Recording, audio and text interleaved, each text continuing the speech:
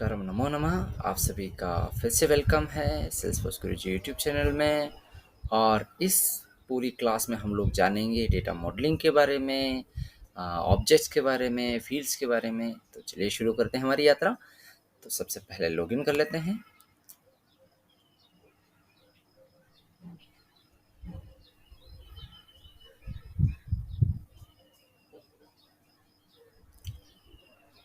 Okay जी, हम इस page पे हैं और इससे पहले मैं आपको थोड़ा सा वापस याद दिलाना चाहूँगा कि जनरली हम लोग होते हैं हमारे सेल्स ऐप में। और सेल्स ऐप में हमारे पास में बहुत सारे ऑब्जेक्ट्स होते हैं जिनको पहले अभी हम टेब्स कह रहे हैं। इनमें हम इन सब के अपने रिकॉर्ड्स बना सकते हैं। जैसे कि अपॉर्चुनिटी है, उनके हमने रिकॉर्ड्स बनाए हैं। ऐसे ही लीड थी जिसके भी आपने कोशिश की होगी रिकॉर्ड्स बनाने की। देन अकाउंट है, उसके भी आप रिकॉर्ड्स वगैरह बना सकते हैं। लेकिन अब ये बारी आ चुकी है कि हम जानें कि एक्चुअली इंटरनली सेल्सफोर्स में ये कैसे वर्क करते हैं, कैसे डेटा को स्टोर करते हैं और कैसे बहुत सारी जो चीज़ें हैं वो इनके पीछे वर्क कर रही है। तो सबसे पहले आपको क्लिक करना होगा सेटअप पे इस साइड, और यहाँ से आपको क्लिक करना पड़ेगा सेटअप पर। अब जब आप सेटअप पे पहुंच जाएंगे तो ये एरिया है हमारे एडमिन और डेवलपर्स लोगों के लिए।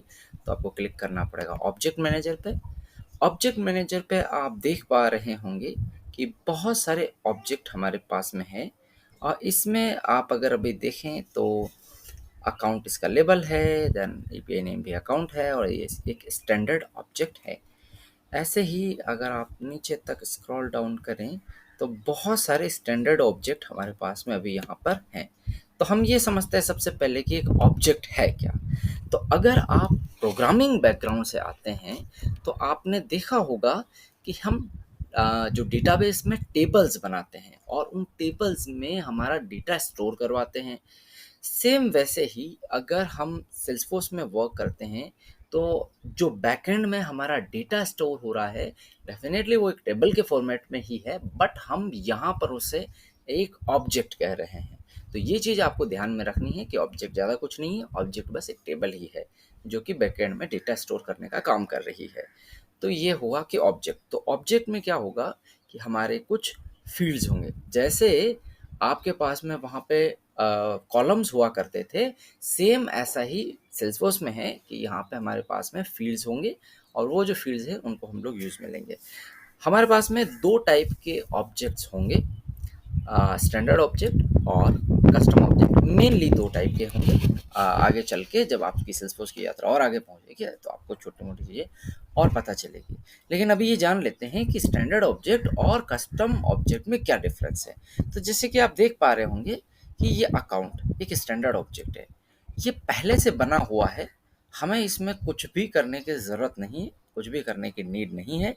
ये सब कुछ पहले से बना हुआ है। अगर मैं इसमें क्लिक करता हूँ तो इसमें मुझे बहुत सारी इन्फॉर्मेशन दिखेगी। सबसे पहले तो ये कुछ की इन्फॉर्मेशन है, इसका नाम क्या है, जैसे सिंगुलर लेबल क्या होता है, प्लूरल लेबल इसका क्या हो सकता है, जैसे अकाउंट और अकाउंट्स।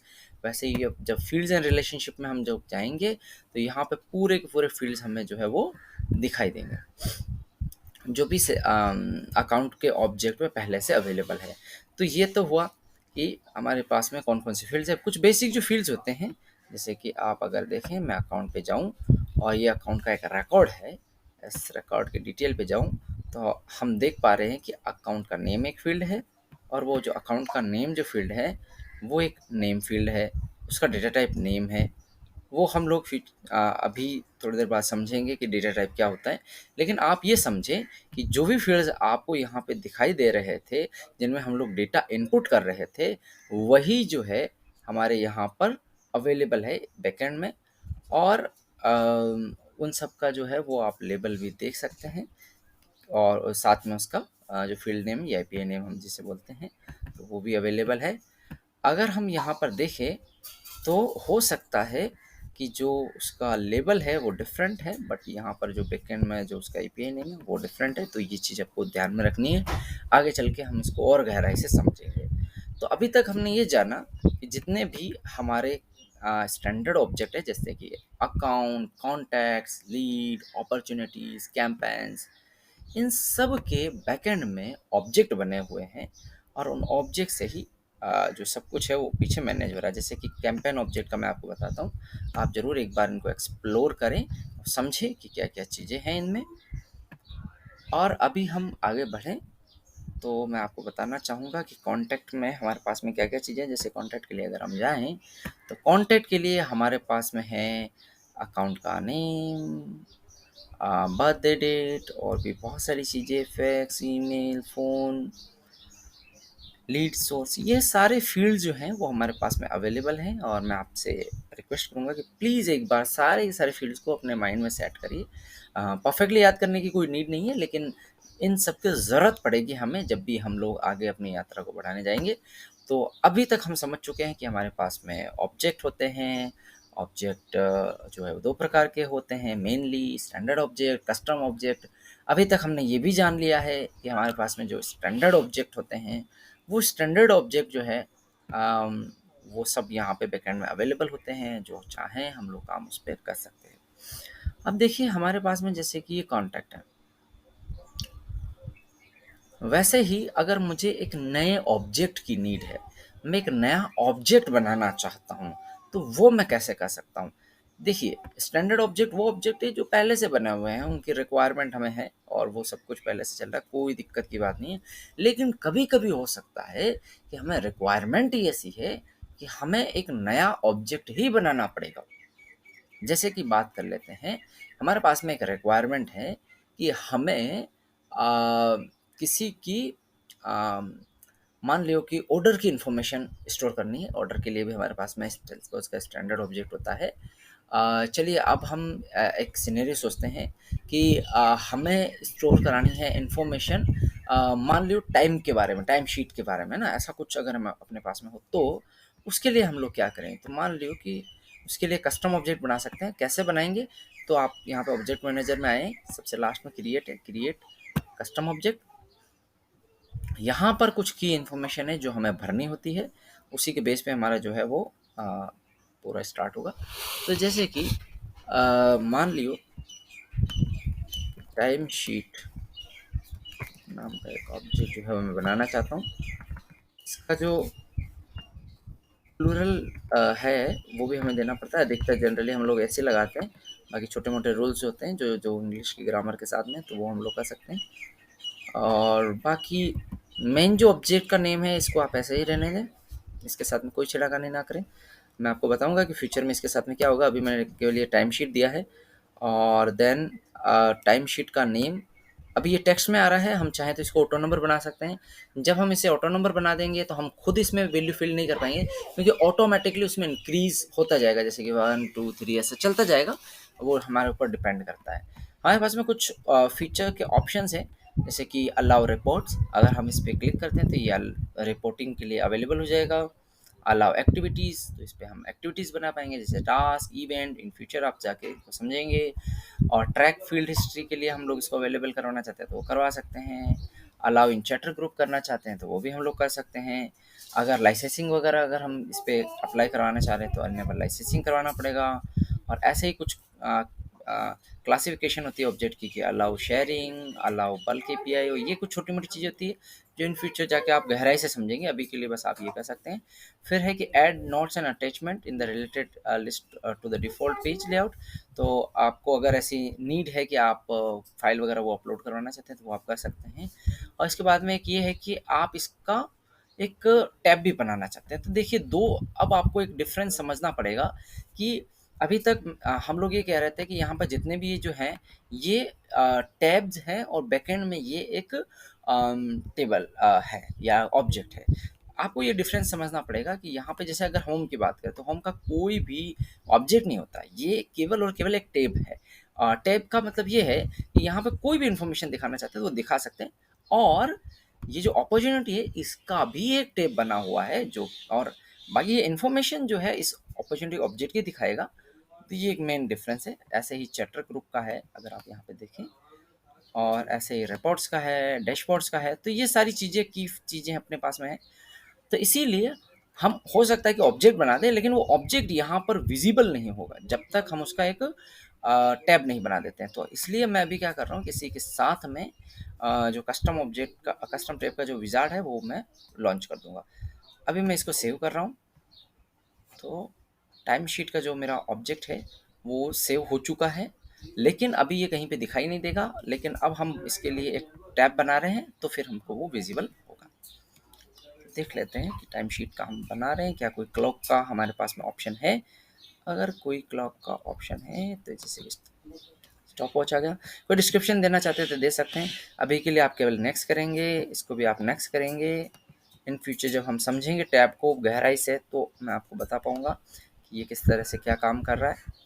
अब मेरा एक ऑब्जेक्ट जो है वो पहले से बन चुका था, उसका टैब भी बन चुका है और यहाँ पे हम लोग आ चुके हैं।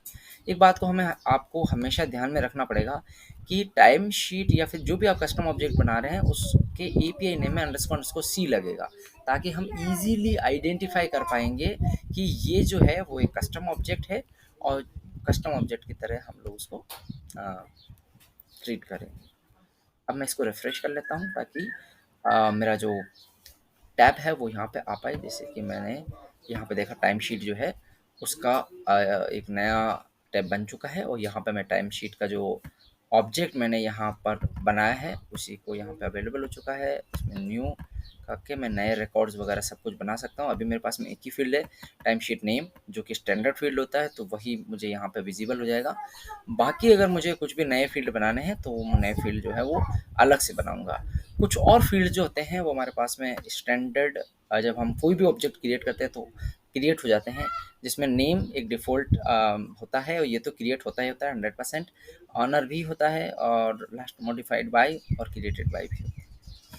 तो जैसे कि मैंने इसका नाम दे दिया कि टेस्ट और इसे सेव कर दिया, तो डेफिनेटली हमारे पास में जो 4 फ़ील्ड्स हैं वो सब यहाँ पे दिखाई दे रहे हैं कि टाइम शीट का नेम जो मैंने टेस्ट दिया है, ऑनर जो हमारा रिकॉर्ड है, जो जो यूज़र है वही आ रहा है, क्रिएटेड बाय ये भी जो हमारा यूज़र है, लास्ट मॉडिफाइड बाय भी जो हमारा यूज़र है, क्रिएटेड बाय जिसने क्रिएट किया है, जो टाइम क्रिएट किया है, फिर लास्ट मॉडिफाई जिस टाइम पे ये लास्ट मॉडिफाइड होगा। जैसे कि मान लो कि अभी तो 25 मिनट्स ही हो रहे हैं, अगर मैं 6 पे अगर इसको एडिट करके सेव करता हूँ तो 26 हो जाएगा और उसी तरह से हम इसको ट्रैक कर पाएंगे कि आखिरी बार ये जो है वो कब हमारा सेव हुआ था। इस तरीके से जो है हम इसको ध्यान में रख सकते हैं। जैसे कि अगर अभी आप देखें तो ये 26 हो चुका है, तो इस तरह से ये वर्क करता है। लेकिन इसमें हम लोग कोई वैल्यू नहीं दे सकते हैं इन 2 फील्ड्स में, लास्ट मॉडिफाइड बाय में और क्रिएटेड बाय में। ये अपने आप ही जो है वो फिल हो जाएगी और बाकी ऑनर आईडी में हम लोग डेफिनेटली अपना कोडिंग चेंज कर सकते हैं, वो चेंज भी यहाँ से हो सकता है और बाद में हम लोग फ्यूचर में जानेंगे कि ये और गहराई से किस तरह से काम करता है। तो अभी तक हमने ये जाना कि कस्टम ऑब्जेक्ट हम लोग कैसे बनाते हैं, उसका टैब कैसे बना सकते हैं और यहाँ पर रिकॉर्ड वगैरह के लिए अवेलेबल हो जाएंगे। जो प्रोग्रामिंग बैकग्राउंड से आते हैं तो उनके लिए मैं थोड़ा सा ये कहना चाहूँगा, बाकी जो नॉन प्रोग्रामिंग बैकग्राउंड से वो बिल्कुल इसको स्किप कर सकते हैं कि अगर आप सोचें अपने थिंकिंग को थोड़ा दौड़ाएँ तो देखिए, हम अगर कोई भी एक टेबल बनाया करते थे तो उसके लिए यूआई बनानी पड़ती थी। एसक्यूएल के ज़रिए हम लोगों को डेटा जो है वो पूरा फैच करके लाना पड़ता था, फिर दिखाना पड़ता था। अगर हम लोग इंसर्ट करवा रहे रिकॉर्ड तो इंसर्ट का क्वेरी फायर करना पड़ता था, अपडेट करा रहे हैं तो अपडेट का क्वेरी फायर करना पड़ता था, डिलीट कर रहे हैं तो डिलीट का क्वेरी फायर करना पड़ता था। बट यहाँ पर एक बहुत अच्छी चीज़ है कि हम लोगों को कुछ भी नहीं करना पड़ रहा है, हमें केवल एक ऑब्जेक्ट बनाना पड़ रहा है और बैकएंड में सारी चीज़ें अपने आप हो चुकी है। तो ये चीज़ें हमारे लिए बहुत ही शानदार है जो कि हमें सेल्सफोर्स में मिलती है, इसीलिए सेल्सफोर्स को बहुत ज़्यादा यूज़ किया जाता है। आगे इन फ्यूचर में और बहुत सारी चीज़ें आपको बताऊँगा। लेकिन अब कुछ ऐसा हो सकता है कि जिसमें मतलब मेरे को कि कस्टम फ़ील्ड की ज़रूरत पड़ सकती है। तो जैसे कि मैंने एक नया फ़ील्ड बनाया, न्यू पे मैंने क्लिक किया और यहाँ पर जैसे कि डिफरेंट डिफरेंट टाइप के डेटा टाइप्स होते हैं। तो जो अगर प्रोग्रामिंग बैकग्राउंड से आते हैं उनके लिए भी यही होता है कि जैसे हमारे सी प्रोग्रामिंग या जावा में जो अलग अलग डेटा टाइप होते थे ना, वैसे ही सेम कुछ डेटा टाइप है कि ये बताएगा कि उस फील्ड में किस तरीके का डेटा स्टोर होगा। बट वो केवल प्रोग्रामिंग के एंड पे था, ये केवल इसके एंड पे है, तो थोड़ा सा डिफरेंस है। बट हाँ, लगभग लगभग चीज़ सेम ही है। तो ये हमने समझ लिया।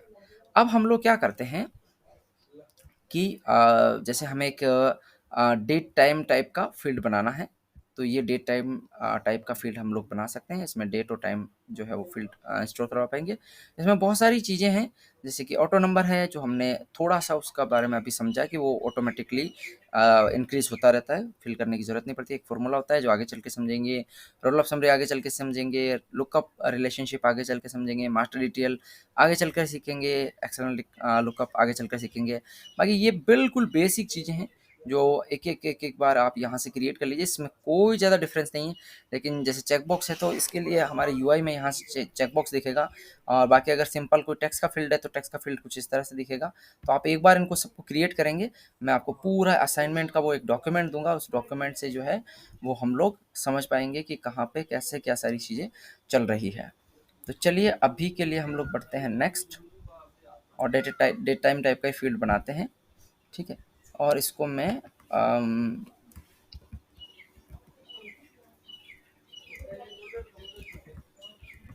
डेट एंड टाइम ही मैंने यहाँ पर लिख दिया है। हो सकता है आपका जो लेबल है वो डिफरेंट हो, या आपका जो फील्ड का नेम है ये डिफरेंट हो, वो आप पे डिपेंड करता है, वो अपनी रिक्वायरमेंट पे डिपेंड करता है। अभी के लिए इन सब चीज़ों को नेक्स्ट नेक्स्ट करते जाएं। इन फ्यूचर में आपको समझाऊंगा कि ये सारी चीज़ें कैसे क्या वर्क कर रही है। तो यहाँ तक हम डन कर चुके हैं और समझ चुके हैं कि इतना कैसे क्या वर्क कर रहा है। अब जैसे ही वो फील्ड ऐड हो चुका है, तो आप जब यहाँ से रिफ्रेश करेंगे, एक नया रिकॉर्ड बनाने जाएंगे, तो जो फील्ड जो हमने अभी जस्ट बनाया है वो भी यहाँ पे अपने आप शो हो जाएगा, और हम लोग उसमें वैल्यू दे पाएंगे। जैसे कि ये डेट एंड टाइप का जो है वो यहाँ पे फील्ड बन चुका है, और ये देखिए डेट के लिए डेट का है और टाइम के लिए टाइम का है साथ में ही। तो इस तरह से हम इसमें वैल्यू दे पाएंगे, और ये डायरेक्ट इसको सेव कर सकते हैं, तो नए रिकॉर्ड में भी अपने आप ये होता जाएगा। और बाकी अगर हम बात करें कि हमारे पास में डिफरेंट डिफरेंट टाइप के जो फील्ड्स हैं वो सब अवेलेबल हैं, और अगर हम समझें इसको सही तरह से, तो आपको इन सब की एक बार प्रैक्टिस करनी है। मेरा असाइनमेंट में अगर ये कवर होते हैं, ये इससे नीचे वाले जितने भी, तो आप ज़रूर इसको कवर करिएगा, और अगर नहीं होते हैं तो भी आप एक बार अपनी ओर से देखिएगा कि किस तरह से क्या क्या चीज़ें होते हैं। मैं एक और चीज़ जो है आपको बता के और फिर इस वीडियो को रैप करने की कोशिश करूँगा, क्योंकि ज़्यादा लंबा मैं भी नहीं चाहता हूँ। इसकी प्रैक्टिस आपको बड़ी गहराई से करनी पड़ेगी, बहुत समझ के साथ में करनी पड़ेगी, और डेफ़िनेटली तभी जाके ये आपके लिए बहुत ज़्यादा बेनिफिशियल होगा। तो अभी हम लोग जैसे फ़ील्ड लेवल की बात करें, तो एक फ़ील्ड लेवल दे देते हैं कि टाइप, कि भाई टाइप कौन-सा है? तो हो सकता है मेरे पास में 2 टाइप है, तो यहाँ पे आपको ये सेकंड ऑप्शन अभी के लिए सेलेक्ट कर सकते हैं, और इसमें देख सकते हैं, आप में लिख सकते हैं कि भाई जैसे इंटरनल, इंटरनल, और एक हो सकता है कि एक्सटर्नल। 2 अलग-अलग प्रकार के हो सकते हैं, और आप ये आपने वैल्यूज़ दे दी नई लाइन के ज़रिए। और अभी के लिए अगर आप चाहते हैं कि रिक्वायर्ड हो, तो आप रिक्वायर्ड भी यहाँ से सेलेक्ट कर सकते हैं फ़ील्ड को, लेकिन मैं अभी ये नहीं कर रहा हूँ। हेल्प टेक्स्ट भी दे सकते हैं, तो हेल्प टेक्स्ट मैं देख के दे देता हूँ, दिस इज़ फॉर टाइप, ऐसा करके मैं दे सकता हूँ ताकि हम समझ पाएँगे। मैंने सेव किया। अभी के लिए आपको नेक्स्ट नेक्स्ट ही करना है, जैसे मैंने आपको बताया है, लेकिन इन फ्यूचर डेफिनेटली हम लोग इन सब चीज़ों के बारे में समझेंगे कि क्या हो रहा है, क्योंकि अभी के लिए बस हमें ये जानना है कि ये कैसे चीज़ें काम कर रही है। इससे ज़्यादा हम गहराई में नहीं उतरना चाहेंगे। तो अभी के लिए हम एक टाइम शीट का एक नया रिकॉर्ड बनाने की कोशिश करते हैं, और हमारा जो फील्ड है टाइप वो यहाँ पर अवेलेबल हो चुका है, और वो जो इन्फो में हमने दिया था वो इस तरीके के आई करके बटन में हमारे को शो हो जाएगा। तो अगर यूज़र को कोई चाहिए कि कैसे काम कर रहा है, तो वो यहाँ से जान पाएगा। टाइप में देखिए ये एक पिक लिस्ट हम लोग इसको बोलते हैं, ठीक है। इस तरह से ये पिक लिस्ट शो होती है, इसमें से हम लोग वही ऑप्शन सेलेक्ट कर सकते हैं जिसकी हमें नीड है। तो इस वीडियो में जो भी हमने समझा है उसको एक बार क्विकली वापस से देख लेते हैं। कि सबसे पहले हमने समझा कि ऑब्जेक्ट क्या होता है। ऑब्जेक्ट यानी एक टेबल जो डेटाबेस में स्टोर है। फिर हमने समझा कि 2 प्रकार के हमारे पास में ऑब्जेक्ट होते हैं, कस्टम ऑब्जेक्ट और स्टैंडर्ड ऑब्जेक्ट। उसको समझने के बाद में हमने ये समझा कि जो स्टैंडर्ड ऑब्जेक्ट है वो पहले से बनाए होते हैं, कस्टम ऑब्जेक्ट वो हमें बनाने पड़ते हैं हमारे रिक्वायरमेंट के अनुसार। और इसके अलावा हमने ये समझा कि हमारे पास में फील्ड्स होते हैं, कस्टम फील्ड्स, स्टैंडर्ड फील्ड्स। अच्छा, ये भी मैं आपको बताता हूँ कि आप स्टैंडर्ड ऑब्जेक्ट पर भी अपने कस्टम फील्ड्स बना सकते हैं। जैसे कि ये अकाउंट है, इस पे कुछ कस्टम फील्ड जैसे एक्टिव, कस्टमर प्रायोरिटी, ये फील्ड जो है वो हमने बना रखे हैं।